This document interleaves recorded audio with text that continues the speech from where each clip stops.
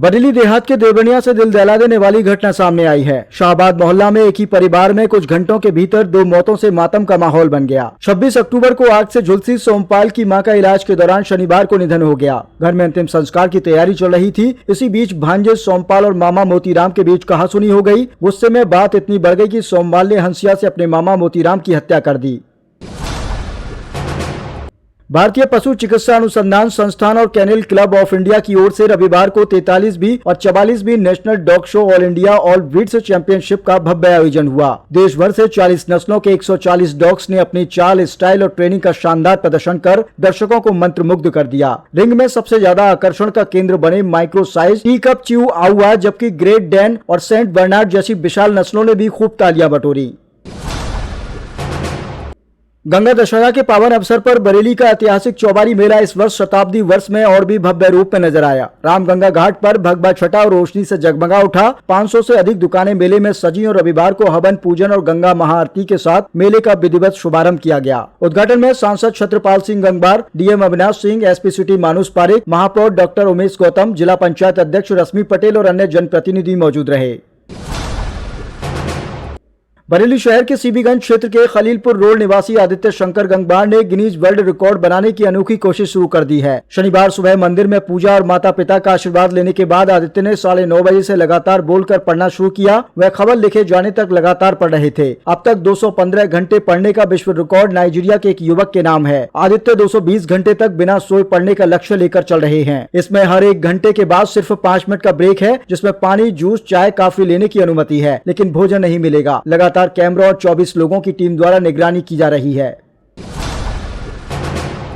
बरेली देहात के थाना केवलड़िया क्षेत्र में शक और दहेज की मांग पूरी न होने पर एक विवाहिता की गला रेत कर हत्या कर दी गई। इसमें मृतका के भाई कृष्णपाल ने पुलिस में शिकायत दर्ज कराई थी। उसने आरोप लगाया था कि उसकी बहन की शादी अनिल कुमार से हुई थी और ससुराल पक्ष के लोगों द्वारा लगातार दहेज की मांग को लेकर उसे प्रताड़ित किया जा रहा था। यह विवाद इतना बढ़ गया कि ससुरालियों ने मिलकर उसकी हत्या कर दी। इस मामले में पुलिस ने मुकदमा दर्ज कर कार्रवाई शुरू कर दी है।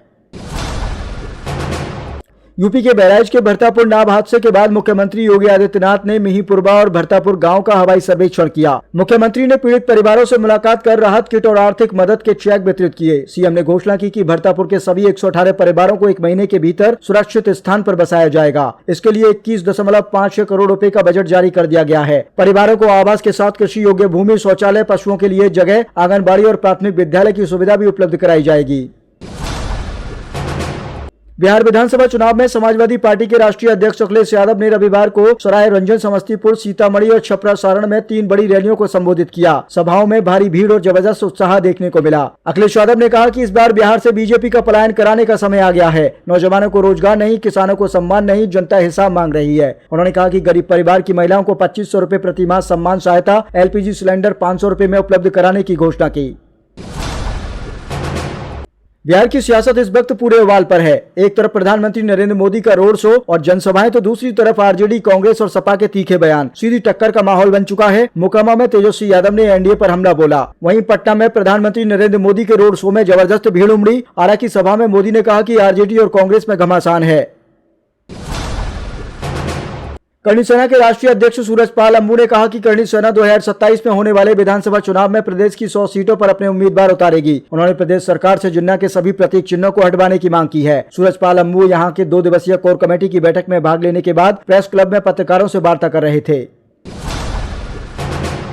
मुख्य चुनाव आयुक्त ज्ञानेश कुमार ने यूपी के कानपुर में मीडिया से बातचीत करते हुए कहा कि बिहार में होने वाले विधानसभा चुनाव को पूरी तरह शांतिपूर्ण और पारदर्शी कराने का आश्वासन दिया। उन्होंने कहा कि चुनाव आयोग हिंसा पर 0 टॉलरेंस रखता है। हर मतदाता को स्वतंत्र और सुरक्षित माहौल मिलेगा। बिहार में पहला चरण 6 नवंबर और दूसरा चरण 11 नवंबर को होगा। वहीं मतगणना 14 नवंबर को की जाएगी। मुख्य चुनाव आयुक्त ने कहा कि मतदाता सूची का विशेष गहन पुनरीक्षण यानी कि SIR दुनिया की सबसे बड़ी मतदाता सूची शुद्धिकरण प्रक्रिया है।